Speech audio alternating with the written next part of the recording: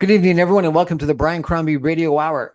Read a really interesting article last week about the Toronto Stock Exchange and why it's not playing the role in corporate Canada that really it could and should play. And I've been arguing about numerous issues in regard to raising capital in Canada and how challenging it is. And did a really fascinating interview with the head of the Innovation Council of Canada that suggested that we do a good job in starting innovation, but a terrible job in growing innovative companies because they all end up going to the United States, to the NASDAQ and the NYSE.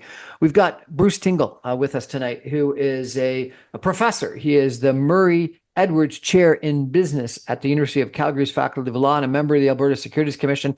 And he's the author of numerous different books on this topic, most recently, Hard Lessons in Corporate Governance. And he is the author of this column that I talked about what's wrong with the TSC. Professor Tingle, welcome to the show.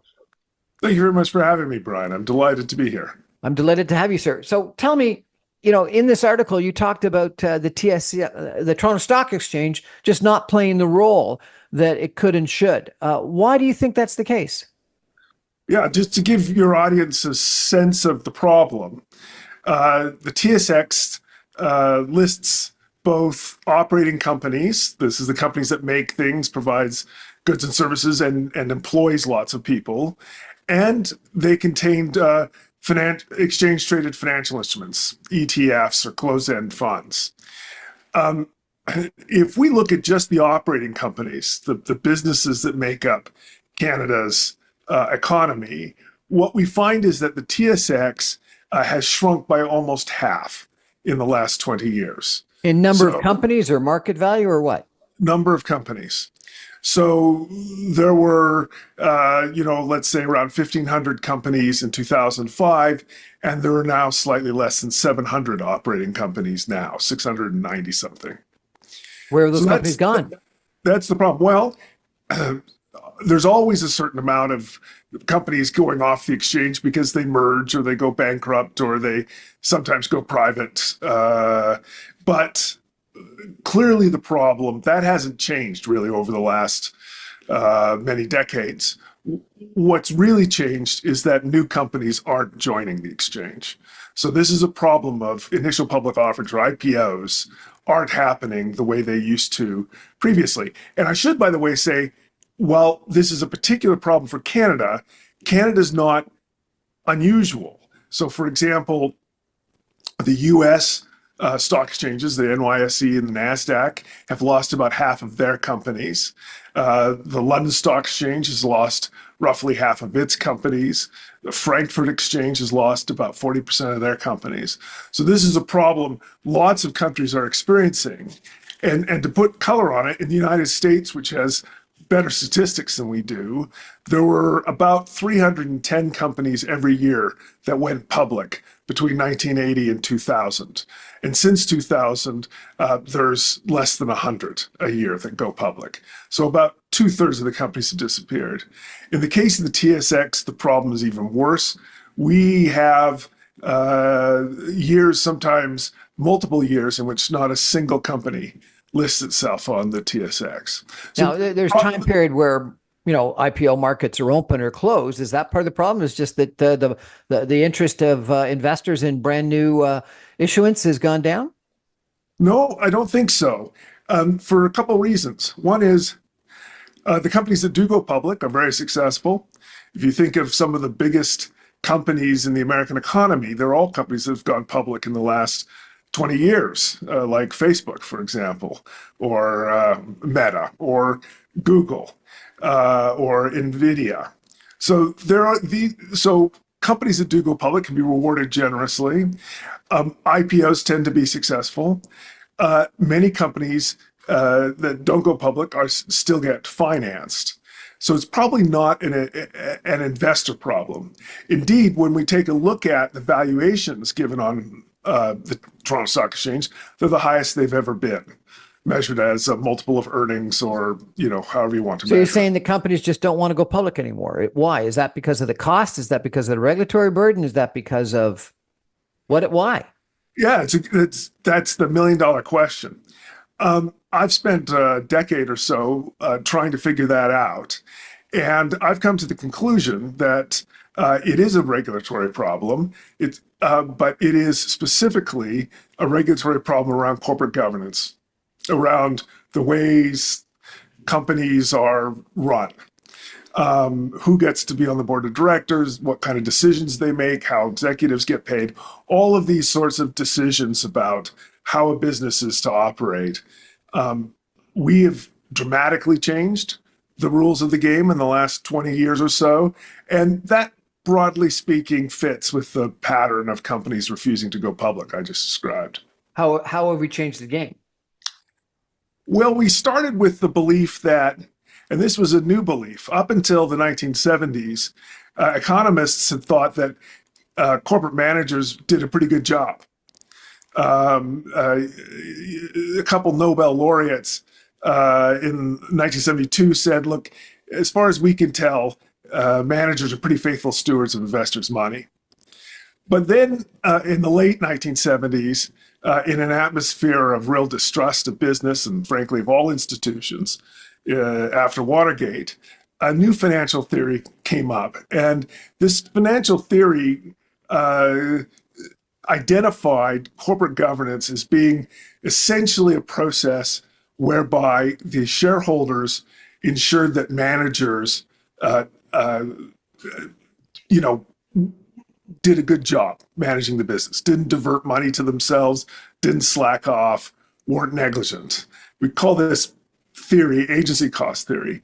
And it cannot be stated, it is probably the most important theory in the history of finance, or at least one of the top three or four, along with portfolio theory, maybe, and the efficient market hypothesis.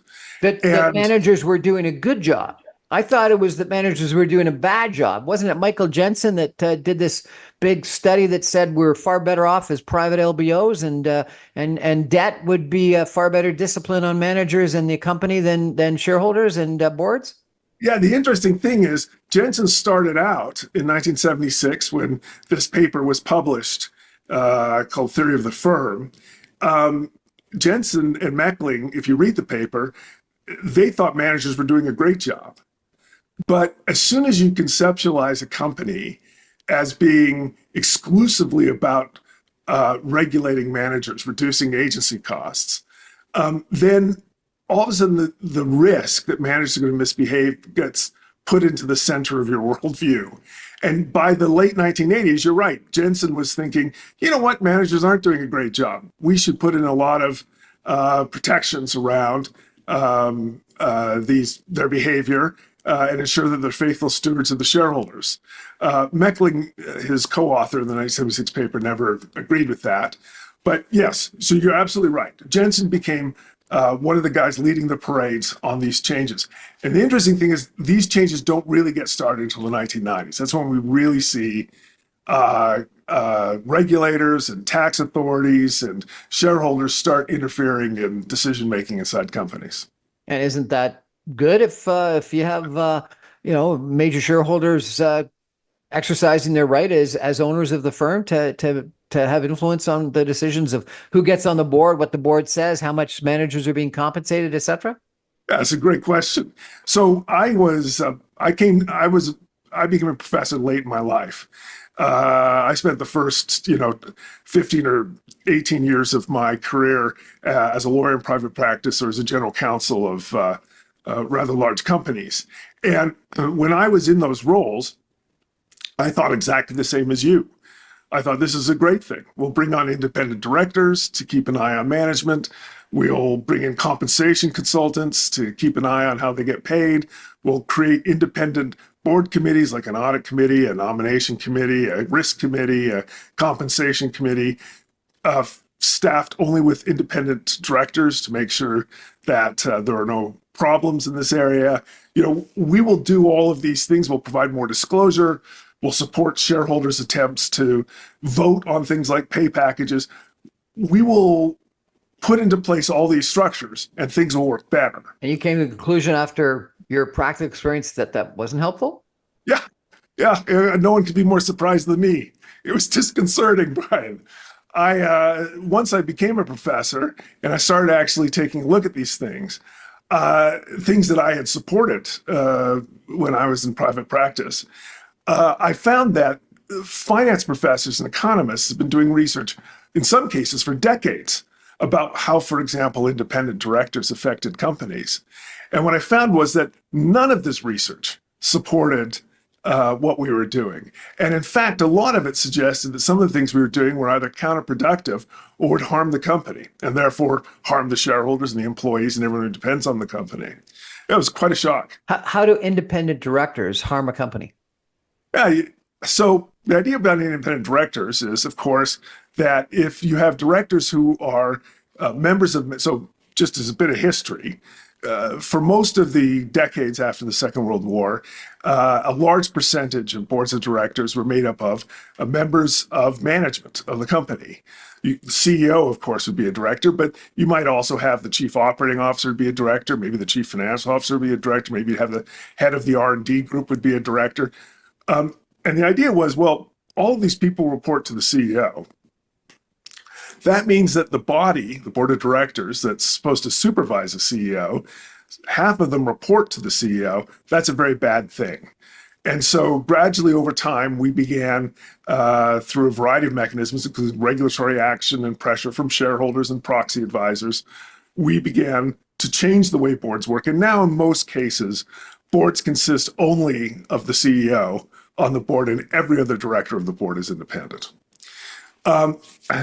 What we find is that independent directors, companies with independent directors, they pay their executives more. They're more likely to run into trouble, like bankruptcies or banks that had more independent directors during the 2008 financial crisis or were more likely to require a bailout. We find no evidence that companies provide superior performance or superior returns for shareholders. It turns out that inside directors have a number of advantages over independent directors. One of that is they have independent sources of information. If I'm the chief operating officer of a company, I don't depend on the CEO to understand how the company is doing. I know how the company is doing because that's my day-to-day job. And I also know the market the company's operating in. I know what competitors are doing. So I have just not only a lot more information, I have information from sources that are entirely independent of the CEO. In most companies, independent directors are very dependent on the CEO and maybe the CFO for their information. So one thing we find is that inside directors just have more and better information. But another thing we find is that inside directors care a lot more about the long-term viability of the company. They're employed by the company. The company gets sold and everyone gets fired. They might lose their job. They care, their friends are in the company, employees, customers, suppliers. They just care a lot about the company as a continuing entity. Independent directors are mostly concerned about their reputation. And this is, by the way, not to say anything critical about independent directors. Many good men and women are independent directors. I'm an independent director in a number of companies. But it's just to say the dynamic you see in the literature about independent directors is they very reasonably care about their reputation. And in practice, that means their reputation with institutional investors.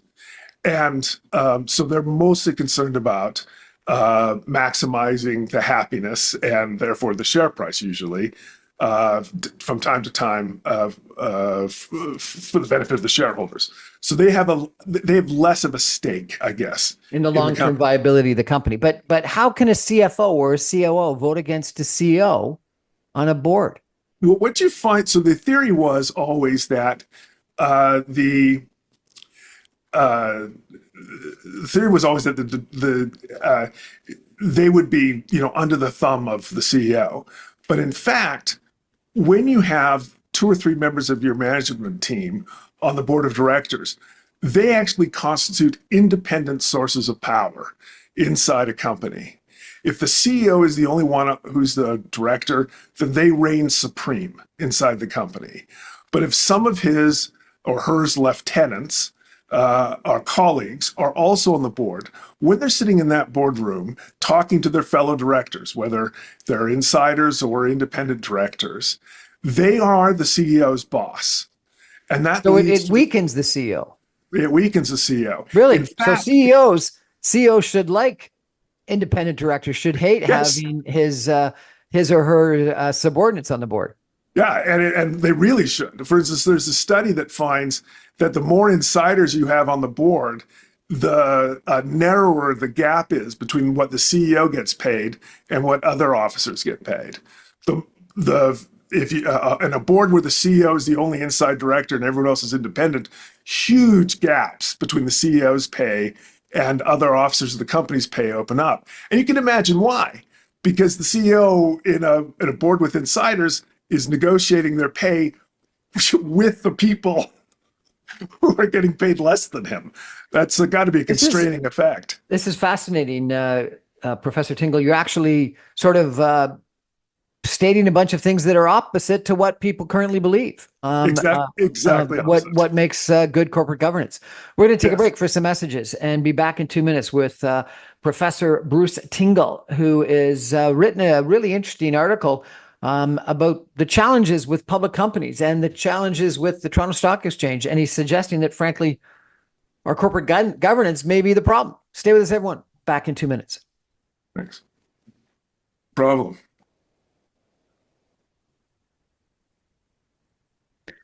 Welcome back, everyone, to the Brian Crombie Radio Hour.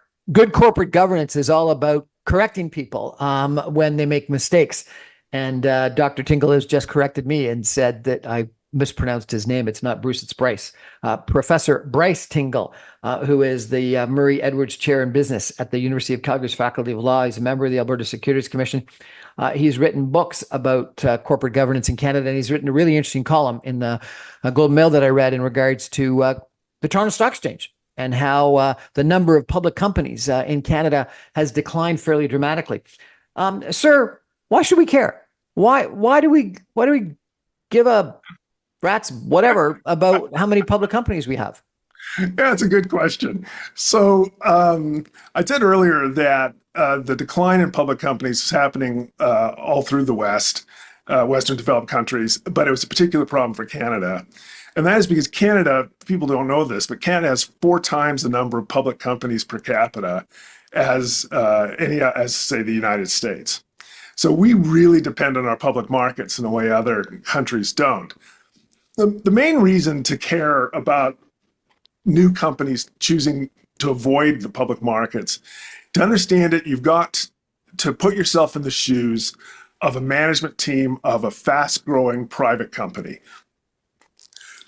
Probably about 5 or 6 years ago, they started raising money from third parties to help fund their growth.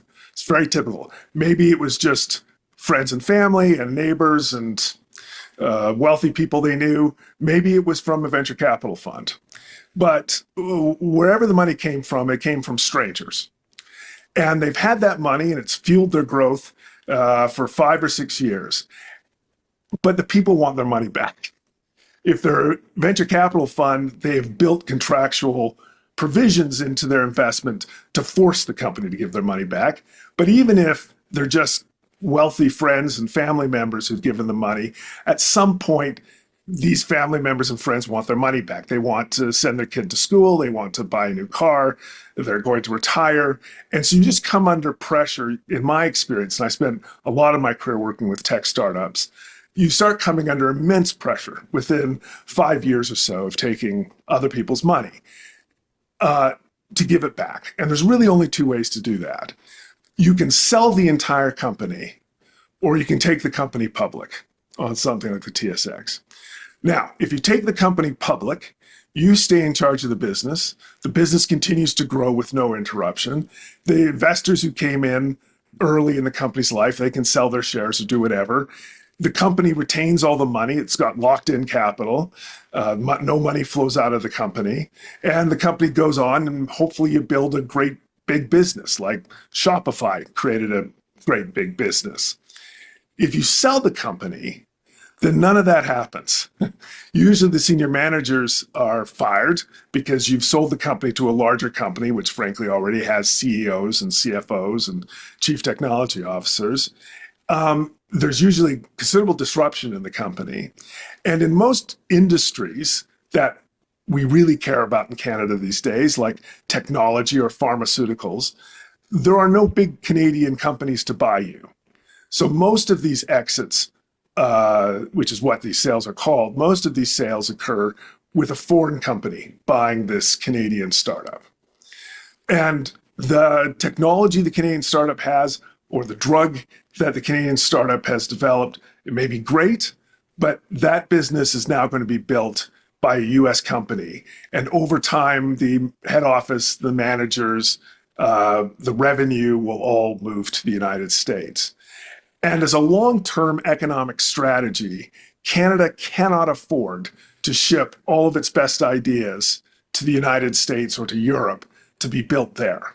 We need to keep it in this country. We need to create big companies like Amazon and NVIDIA and ARM, and we need to do that here, and we're not doing it. So I always thought that that was a challenge of sort of our capital markets. You're suggesting it's a problem caused by our corporate governance. How has our corporate governance changed, and why did it change so radically in what you're saying, the last 20, 25 years? Yeah. So the, there's plenty of money addressing Canadian public companies. And partly that's because it's not just Canadian money, Canadian pension funds that are investing. European and American investors routinely invest on the Canadian Stock Exchange. The difference is whether or not the companies go and scale up in the Canadian public markets, or whether or not they sell themselves. And so you have to take a look, as you put your finger on it, what is driving management decision making? If they have to provide an exit to their investors, why are they choosing to sell So let me give rather than go public? Let me try to challenge the corporate governance argument just for a second and give you some examples. I think that I've been trying to take a company public, and I've been told that you need to have over $1 billion valuation to really get traction in the marketplace. And this company has a $600 million or so valuation, so it's deemed not big enough. And so that's one thing that. In pharmaceutical and biotech, routinely there is far higher volume and far greater number of institutions willing to take a look at you in New York than in Toronto. I was CFO of a big pharmaceutical company, and I got tracked by special situations investment bankers because they didn't actually have pharmaceutical analysts or investment bankers that tracked you. So you got the person that was doing special situation tracked you, versus in the United States, you had investment bankers, you had analysts, you had whole teams of people that were focused on one industry. And I think that applies in biotech, healthcare, pharmaceuticals, high tech, et cetera. It's almost as if, and you're in Alberta, so this probably is to benefit of you, but that, we were best known for our mining and resources and forestry coverage in Canada. The volume in the United States was greater. The road shows that you could do in Boston and New York and Silicon Valley, were 3 times as long with 10 times as many people as they were when you did a road show on Bay Street. So it's a bigger capital markets. It is. You're right. And I would say that in a hot industry, for a company, a large or especially rapidly growing company, it is going to be very difficult for the Toronto Stock Exchange to compete with the American markets. But most companies don't fall into those categories. They're not maybe in the hottest industries. They're maybe in an industry that's being neglected by the public markets, and they're not very large. As a result, the American strengths can really work against them. Yeah, the American market has got the biggest and best companies, and it's got lots of money addressing it, but it's really easy to get lost in the American markets. And I would have to say, in my experience, most Canadian companies that go public in the American markets get lost unless they are, as you say, multi-billion-dollar companies, just far too big to go public. But those aren't the companies that have traditionally gone public in either Canada or the United States. They're companies in the hundreds of millions of dollars initial valuation. For those size companies, the Canadian markets have historically, and I don't know any reason why they couldn't continue to, they've been a pretty good place to grow a business that size. It is a smaller pond, but it's easier to get attention. It's easier to become an important player in the Canadian markets. You don't have to be a, $10 billion plus company, which you do sort of in the United States. But if you're a smart little company, can you afford it? Lots of people will say it costs you $1 million to be a year to be a public company. You got to hire, a board of directors. You got to have audited financial statements. You got to have an IPO prospectus approved by the Ontario Securities Commission, the Alberta Securities Commission, et cetera. Is it worth it to have that drag? Yeah, well, remember, we're looking at an overall trend, and what we would need to see, because no question, you're right, Brian, it's an expensive proposition being a public company. But what we're looking at is, look, is it much more expensive, adjusted for inflation today, than it was in 2003 or 1996 to be a public company? And when you look at that, you go, no, it is slightly more expensive to be a public company now than it was before. But we haven't dramatically increased the actual dollars out the door costs of filing a prospectus or meeting your continuous disclosure requirements, just being in the public markets. We've increased it slightly, but no one who's running a $500 million company is concerned about a, I don't know, $500,000 a year price tag for its providing continuous disclosure and doing audit financials, which it'd have to do anyways, even if they're private at that size, just the banks would require it. But these are probably not enough to make a major difference, maybe on the margin, but probably not material. So that's what then leads you to start looking at, so what did change so dramatically that it could account for this complete switch in behavior? And that's what took me to corporate governance. It's the one thing anyone who's been in the public markets over the last 25 years knows is completely different than it was, say, in the 1990s. So what is it? Is it just independent boards? Is it Sarbanes-Oxley? What is it? It's the whole rigmarole. It's proxy advisors. And for those of your audience who don't know what a proxy advisor is, it's a business that advises institutional shareholders on how to vote their shares. They actually provide voting recommendations. And if you take a look at the biggest proxy advisor, which is Institutional Shareholder Services, or ISS, they now evaluate more than 200 factors, going to over 96 corporate governance best practices when they're evaluating the corporate governance of a company. I mean, think about it, 96 different things that ISS needs you to do in corporate governance. That is very detailed, granular, intrusive sort of engagement with a company's corporate governance. And it's applied to all companies. It's one size fits all, Brian.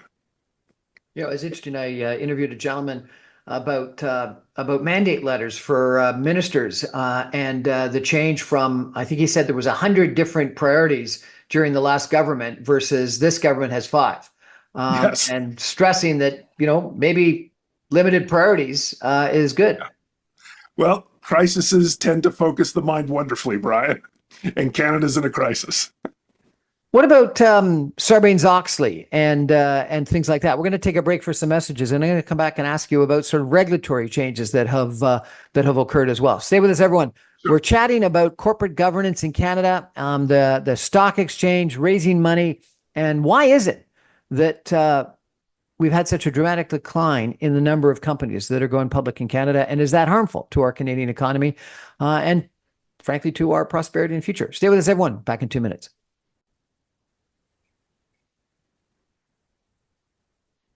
Welcome back, everyone, to the Brian Crombie Radio Hour. We're chatting tonight with Dr. Professor Bryce Tingle, who has written a really interesting article about the Toronto Stock Exchange and the challenges that companies have in going public in Canada and why so few are going public today.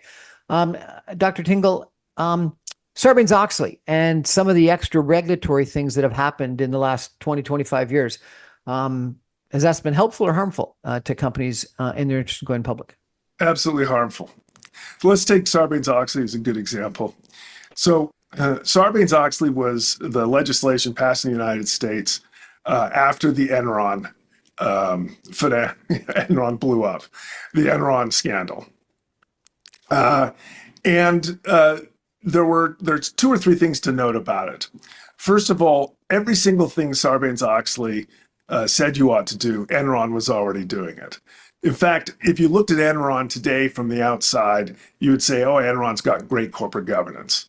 So in a way, we already knew just from anyone who read the newspaper that these independent boards and these audit committees and these compensation consultants, that none of these things set out in Sarbanes-Oxley was going to make much of a difference.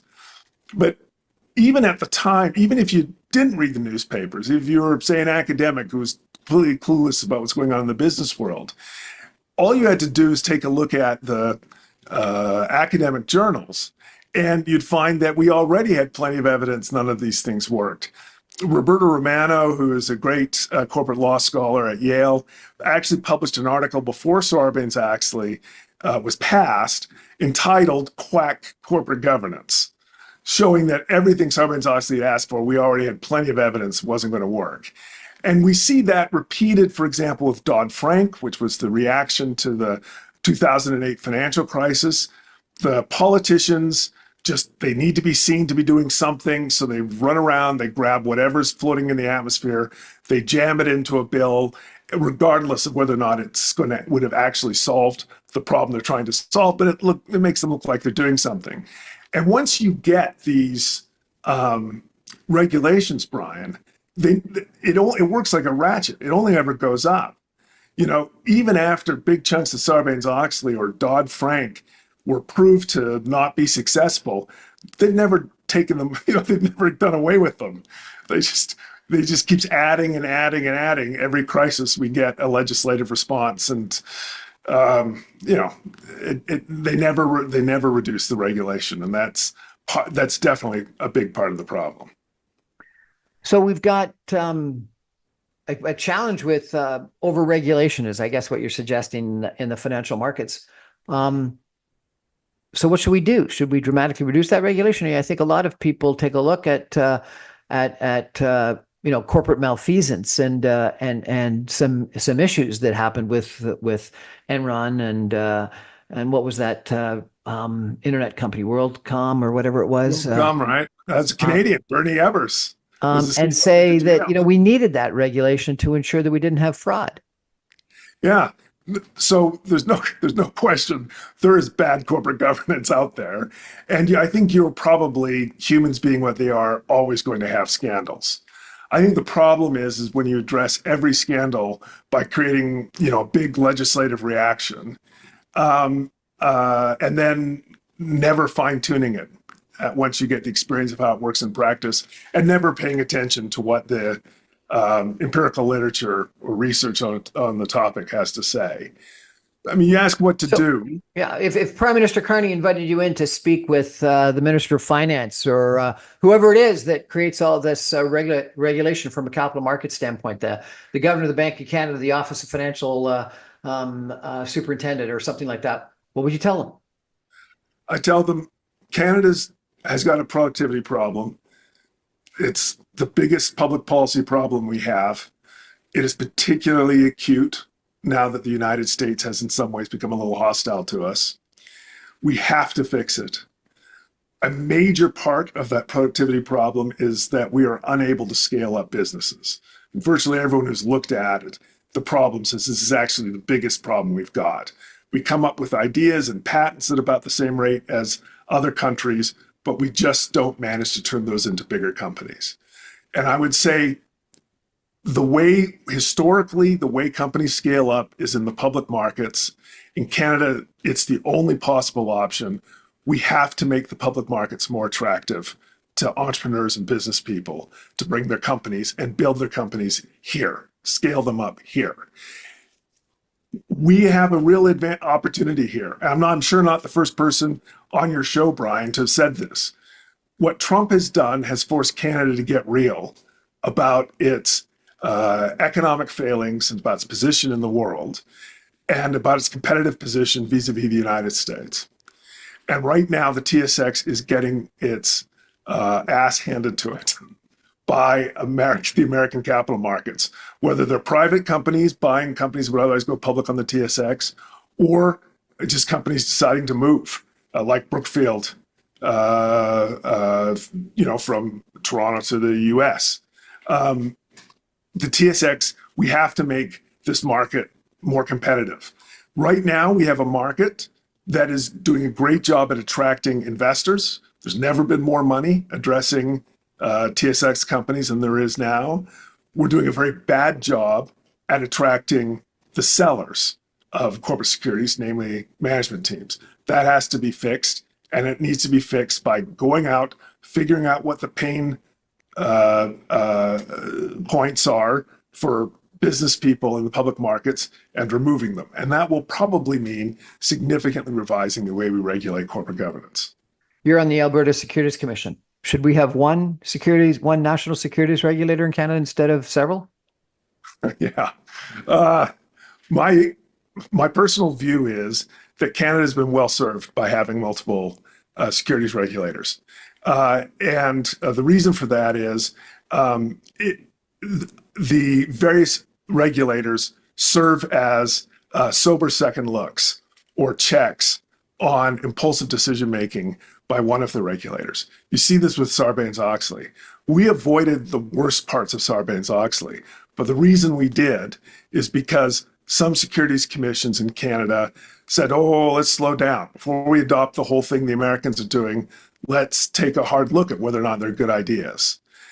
If there had not been multiple securities commissions in Canada, we would have enacted, Rule 404 auditor attestation, which costs more than $1 million a year for companies to do in the US market, which even the Americans acknowledge has been a mistake, though they haven't been able to remove it. So I think multiple regulators have been good for that reason. I think the other reason why I'm in favor of multiple securities regulators is the truth is there's a huge difference between the capital market of Ontario, where the financial industry of Canada is based, and the capital market, say, of Alberta and BC. Not just that there are different kinds of companies that go public or get started in places like Alberta and BC, mining and oil and gas, for example, but the size of those companies are completely different, and the financing environment in those provinces are completely different. The truth is, for example, there's plenty of institutional capital in Ontario addressing early stage companies, but there's very little of it in the prairies west of the country. Institutional venture capital tends to be invested very close to where the investment fund management is located.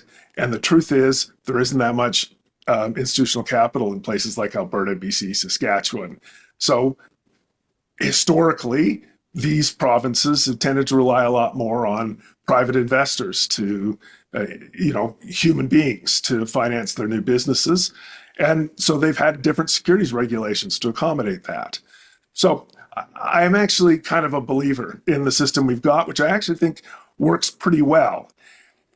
What we do need to do is we need to, if we're going to fix this problem, we need to get serious across the country about how do we make the TSX a more attractive destination for our businesses. And that would be a major initiative. One, for example, that if I was advising Mark Carney, I would tell him the federal government has a role in seeing if they can convene everyone together to make a difference. But it sounds like it's not what the TSX does, it's what each one of the provincial regulators demand that's the issue. Here's the thing, everyone's to blame. The institutional investors, including the Canada Pension Plan, which is directly under the federal government's control, the proxy advisors, the TSX itself has regulations around corporate governance that I think are deeply mistaken and make the market much less attractive than the American stock markets. And then, yes, the securities regulators. So it will take a combined effort of lots of different parties to fix this problem, Brian. Two of the culprits that you haven't talked about that often get mentioned as a reason why public market participation is unattractive is the short-term nature of the public market, having to meet quarterly results. And so I'd like you to address that if you could. And then at the same time, Roger Martin, the former dean of the Rotman School of Business, did a really interesting study at one point in time that suggested the problem was and I'll put this in sort of a sports analogy. He said that because you had these expectations that were provided by the analysts in the marketplace and you had to beat the analysts, it wasn't like you had to win or lose a game. It was you had to beat the spread. And so therefore, you're always trying to exceed expectations rather than just trying to make a profit. And that was the problem. And it was as if, it didn't matter whether you won the Stanley Cup. It was whether you won the Stanley Cup with more points or in less games than the spread was suggesting you had to win the Stanley Cup. So, if you're a fan for the Edmonton Oilers, do you just want them to win or do you want them to beat the spread? Yeah. Yeah. Well, look, at this point, I'm rooting for any Canadian team in the playoffs. There's only one left. I'm from Calgary, and it at some level really hurts to root for the Oilers. But this country needs to win the Stanley Cup, so I'm in favor of everyone. I was rooting for the Maple Leafs, and that's really painful for someone from Calgary. But I was all in on those guys. So short-termism. Yeah, you asked some really good questions. So on short-termism, what I can tell you is this. If you talk to every business leader, they will tell you that they feel under immense pressure to deliver short-term results. And you can see some evidence of this in declining levels of business investment, in lower levels of R&D, as money that would have gone into these long-term plans gets rerouted either into shorter payoff plans or just the money delivered to the shareholders. If you take a look at the empirical literature around short-termism in the market, it's harder to see it. There's always counterexamples, like Amazon, which famously had very cheap capital thrown at it for a very long time before it started generating any kinds of profits. So there's plenty of ammunition for people who want to say, actually, the markets are pretty good at long-term planning. So my approach has been to say, I can show piece by piece that each corporate governance thing we do either is ineffective or it makes companies perform worse. I'm not going to take a firm position on short-termism. The last thing I'll say is just come back to my initial observation, which is, nevertheless, when you talk to business people, they all believe this. And it's hard for me to say that they're all wrong. That doesn't make sense to me. I'm just saying that the empirical literature doesn't obviously reflect it. And that may be a problem with the literature rather than with the idea. Another big complaint is short sellers. Tell me about that. Does that not scare the bejesus out of corporate management? Yeah, right. So look, as I said earlier, the problem Canada has is not getting investors into our public markets. The problem is getting companies into our public markets. And so I do think we're going to probably have to rethink some of our rules around short selling, because it is really, really hated by managers. It is, in my view, obviously a problem not so much for smaller issuers. There's plenty of micro cap companies on the Toronto Stock Exchange. And then, of course, we have the Canadian Stock Exchange and the TSX Venture Exchange, which are nothing but, even smaller than micro cap companies. These are it is a real problem, because a short seller with very little money can drive the price of these small companies down to virtually zero. There's no institutional following. That means there's no big reservoirs of dry powder. There's no analysts. So it means there's no independent verification of what a likely target value is. These companies are incredibly vulnerable. And I don't know anyone on the venture exchange who doesn't tell me that it has just been a free-for-all for short sellers, and they can't do anything about it. So I think that definitely needs to be rethought. I don't particularly have a problem with short sellers in the stock of, say, Bank of Montreal or Shopify. These are big companies. They're well understood. I think short sellers are part of getting, price discovery. But for these smaller companies, I think we need to think about what we're doing, because I don't think what we're doing works. You'd asked about Roger Martin's idea, by the way, and his book, Playing the Game, which you described, it's a great book. I admire it a lot.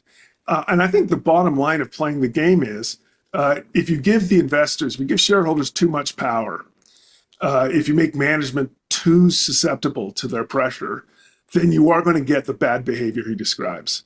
Because you not only have to increase the value of the company, the value of the company, you have to increase the rate of improvement to make much difference in your stock, because your stock always anticipates future growth. So you need to surprise the market with even faster growth than they were expecting. And obviously, as Roger Martin points out, you can't do that indefinitely. It's impossible. And so your options at that point are to either disappoint the market, and therefore maybe lose your job, or to engage in kind of earnings manipulation, light fraud, I think he would call it. He wrote this book in the wake of Enron, where you could really see in Enron and WorldCom and Health South and Waste Management, and even in Livent here in Canada, you could see this dynamic playing out. I don't think there's any perfect solution to it except to give boards more independence from shareholder pressure. Shareholders are always going to want those upside surprises. They're always going to want the rate of growth to improve. And they're entitled to, that's great for them. They're entitled to operate in their self-interest. The problem comes when management doesn't feel they can say no. This has been a really interesting conversation, Dr. Tingle. I appreciate your article and you participating today. I'd love to chat further about these topics with you, because I think it's critical. We have a functioning, very attractive functioning capital markets if we're going to grow the prosperity in Canada and improve the productivity that we have got lack of here in Canada in the future. In my own personal experience, I've worked for private companies that have acted like have acted with a board of directors that's been excellent. I worked for Jim Pattison in Vancouver for a while, and he had he owned 100% of the company, a several billionaire, but he had a board of directors that he consulted, and he really listened to them, and he made sure that they had skills that he really wanted to have the benefit of their wisdom and their knowledge. And I asked him once, why would he spend so much money hiring such very capable directors for a private company? And he says, because I want the best advice. I want to make the best decisions. And then I've worked for public companies where the CEO and the chair, almost seem to want to hire the least knowledgeable, effective people because they just wanted to get the vote. They didn't want to actually get the advice. They just wanted to make sure they had people that that voted on their behalf. I worked for a public company with two classes of votes, where the chair only owned 9% of the company, but owned 51% of the votes. He felt like it was a private company, even though it was a public company. And so that was challenging. And then I worked for a company where the chair of the audit committee had a personal relationship. I don't think it was a personal relationship, but a very close relationship with the CFO, and really had that sort of independent power base and source of information that you sort of described. And even though he wasn't in management, he was a chair of the audit committee. He was the senior financial officer, and he really took a very important role. He was actually president of a university at the same time, but he was the guy that asked the best questions, and he always made sure that he had the best information. And I think he was a really important counterpoint to the chair and the CEO. And I think he stopped the company from making mistakes. So I get what you're talking about in regards to having people on the board that have really got that independent sources of knowledge and a power base. Well, and Brian, what you're describing is three different companies with different needs, different personalities, different sets of relationships. And that's absolutely right. That's my experience too, is that companies often differ wildly from each other in terms of their corporate governance needs, their corporate governance strengths. What we have done is we've created the one-size-fits-all corporate governance. We push the same corporate governance package onto every single company. And there's no way that is right for every single company. For some companies, having the chair of the audit committee who's got a good personal relationship with the CFO, given the personalities and the nature of that relationship, that works really well. In another company, it could work very badly. So I think we need to return corporate governance, the power over corporate governance, to individual companies to sort out with their shareholders, their employees, their managers, and the directors, rather than third parties like proxy advisory firms or stock exchanges or securities commissions just imposing a set of rules on them. Professor Tingle, thank you so much. I appreciate it. You're welcome. It's my pleasure. Thank you, Brian. I think that we need a very functioning capital markets in Canada. I think productivity, prosperity are a big issue, if not the number one issue that we're faced with in Canada today. And I do think that the professor is right, that too many companies end up, particularly when they want to grow, looking to the United States, either by way of, he described exiting to the United States, selling off to a U.S. company, or going and registering down in New York with the New York Stock Exchange or something like that. And we lose that opportunity to build those great, big, successful Canadian companies that have got technology, that have got proprietary IP, that have got employment, that are investing in R&D, investing in manufacturing, et cetera. And so I think the professor is raising a really important issue. And I hope that Prime Minister Carney invites him in for that meeting that we talked about. That's our show for tonight, everybody. Thank you for joining. I remind you, I'm on every Monday through Friday at 6 o'clock on 960 AM. You can stream me online, even from Calgary, at www.saga960am.ca. My podcasts and videos go up on my website, briancrombie.com, and on social media, YouTube, podcast servers, as soon as the radio show goes to air. Thank you, Dr. Tingle. Appreciate it. Good night, everybody. Thank you.